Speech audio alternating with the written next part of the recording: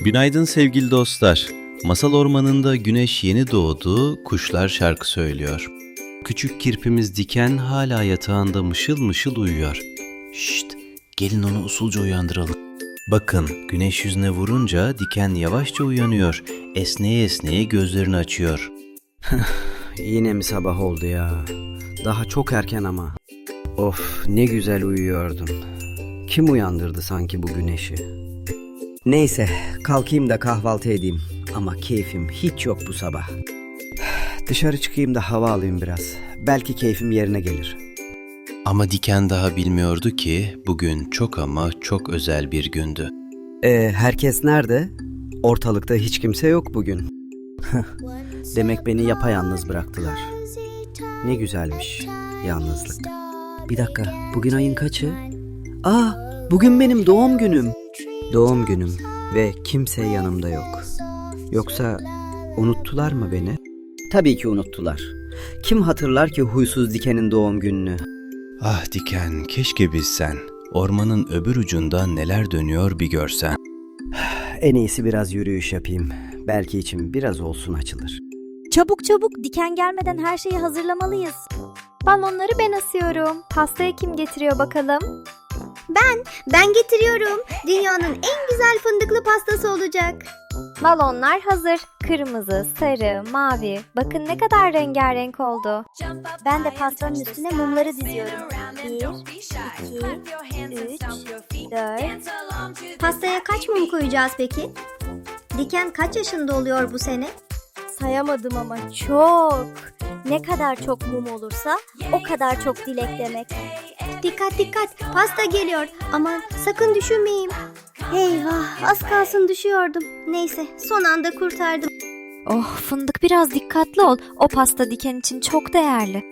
Peki hediyeleri nereye saklayalım? Diken görmesin sakın. Hepsi şu ağacın arkasında güvende duruyor. Hiç merak etme. Şşt, sessiz olun arkadaşlar. Diken duymasın sakın. Sürpriz olacak. Diken çok ama çok sevinecek. Bunu fazlasıyla hak ediyor. Dur, bir dakika. Ormandan sesler geliyor. Bir şeyler dönüyor orada. Hepsi burada toplanmış.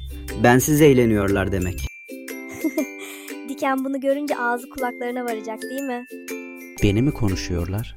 Herhalde ne huysuz, ne somurtkan diyorlar. Onu buraya nasıl getirsek acaba? Güzel bir plan lazım bize. Plan mı? Demek bana tuzak kuruyorlar. Arkamdan iş çeviriyorlar. Beni istemiyorlar işte. Yoksa neden fısıldaşsınlar ki? Diken, oradasın. Gel buraya, sana çok güzel bir şey göstereceğiz. Hayır, gelmiyorum. Beni kandıramazsınız. Biliyorum niyetinizi.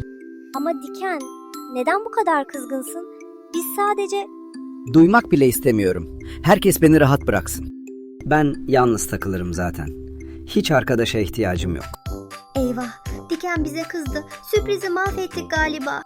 Hayır, bir yanlış anlaşılma var. Ona biraz zaman verelim. Ama ben Diken'i çok özledim. Umarım geri gelir. İşte böyle. Kimse yok yanımda. İstediğim de buydu değil mi? Çok güzel işte. Sessizlik, huzur, yapayalnızlık. Ama neden içim buruk? Neden hiç keyfim yok böyle? Diken derin derin düşünmeye başladı. Ya hiç arkadaşı olmasaydı? Bir düşünsene. Bobo olmasaydı sabahları kim bana sarılırdı? Pamuk olmasaydı kim benimle bahçede havuç toplardı? Fındık olmasaydı kim bana o komik şakaları yapardı? Kına olmasaydı kim bana yeni oyunlar öğretirdi? Baykuş dede olmasaydı geceleri kim bana masal anlatırdı? Hatırlıyorum da geçen kış hep birlikte kardan kirpi yapmıştık. Fındık en sevdiğim fındıkları benim için saklamıştı. Unutmuşum bile. Pamuk yağmurda şemsiyesini benimle paylaşmıştı, ıslanmasın diye beni. Bobo korktuğu her gece koşup bana sarılırdı. Ben de ona. Ne kadar da güzel anılar. Ve ben tuttum, onlara kızdım. Arkadaşlık ne kıymetliymiş. Şimdi çok daha iyi anlıyorum. Yalnızlık hiç de güzel değilmiş. Birden çok üşüdüm. Çok. Keşke onlara kızmasaydım. Keşke bu kadar huysuz olmasaydım. Ben ne yaptım böyle? Belki de her şeyi yanlış anladım.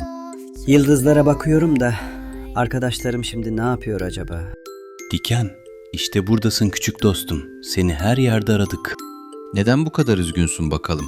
Anlat hadi dedene. Herkes arkamdan fısıldaşıyordu. Beni istemiyorlar sandım. Ah Diken, sen çok ama çok yanlış bir şey düşünmüşsün. Arkadaşlarım bütün sabah senin için çalıştı. Peki biliyor musun neden? Neden ki? Hiç anlamıyorum. Çünkü bugün senin doğum günün. Sana koskoca bir sürpriz hazırlıyorlardı. Sürpriz mi? Yani beni sevmedikleri için değil miydi? Tam tersi küçüğüm. Hepsi seni çok sevdiği için. Bazen bir şeyi yanlış anlarız ve kalbimiz üzülür. Ama sormak, küsmekten her zaman daha iyidir. Demek onlar beni severken ben kalkıp yanlış anladım. Ne kadar da acıymış. Üzülme küçüğüm. Sevgi her yanlışı affeder. Önemli olan gerçeği görmen. Demek öyle. Ben ne büyük bir yanlış yapmışım. Onlara kızdım. Kalplerini kırdım. Hemen gidip özür dilemeliyim. İşte şimdi seni tanıdım. Hadi koş bakalım. Seni bekliyorlar. Geliyorum arkadaşlar. Bekleyin beni. Geliyorum. Bakın Diken geri geldi. Diken geldi. Arkadaşlar, çok özür dilerim. Sizi kötü bir şekilde yanlış anladım. Size kızmamalıydım, kırmamalıydım. Çok ama çok pişmanım. Önemli değil Diken. Hepimiz bazen bir şeyleri yanlış anlarız. Önemli olan geri gelmen. Şimdi hazır mısın bakalım? O zaman sürpriz! Doğum günün kutlu olsun sevgili Diken. İyi ki doğdun Diken. İyi ki varsın. İyi ki bizimlesin. Benim için mi tüm bunlar? Balonlar, pasta, herkes burada. Çok mutlu oldum arkadaşlar. Sevinçten ağlayacağım neredeyse. Ağlama Diken, ağlama. Bugün gülme günü. Hadi önce hediyeleri açalım. İlk hediye benden. En taze, en tatlı havuçlardan koca bir demet. Benden de kocaman, sımsıcak bir sarınla. Gel buraya Diken. Ben de sana en özel, en parlak fındığımı sakladım. Al bakalım. Benim hediyem ise yepyeni bir oyun. Yarın hep beraber oynayacağız. Hepiniz benim için bu kadar emek verdiniz. Çok teşekkür ederim. Hadi şimdi hep birlikte şarkı söyleyelim. İyi ki doğdun Diken. İyi ki doğdun Diken. İyi ki doğdun sevgili Diken. Mutlu yıllar sana, mutlu yıllar sana, canım arkadaşımıza. Nice mutlu güzel senelere Diken. Hep böyle gülümse. İyi ki varsınız arkadaşlar. İyi ki hepiniz benim dostumsunuz. Hepimiz alkışlayalım. Herkes el çırpsın. En güzel dikenimiz için. Durun. Ben de bir şey söyleyeceğim. Kalbimin en derininden. Şimdi pastayı keselim. Ama önce bir dilek tut Diken. Gözlerini kapat. Dileğim mi? Hep böyle. Hepimiz birlikte mutlu ve gülümser kalmak. Ve sonra dans. Bol bol doya doya dans edeceğiz. Peki, bir kere de ben gülümseyeyim bakalım. Bugün çok güzel bir gün.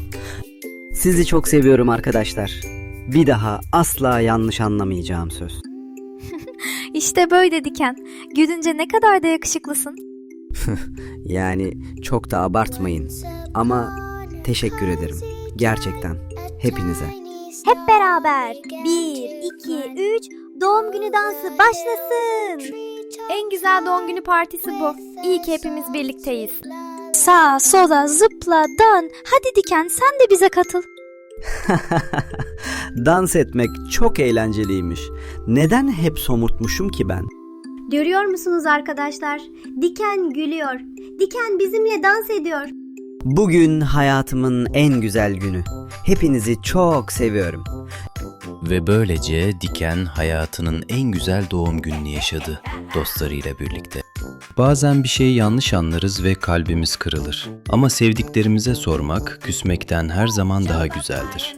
Unutma sevgili dostum, arkadaşların seni her zaman ama her zaman sever.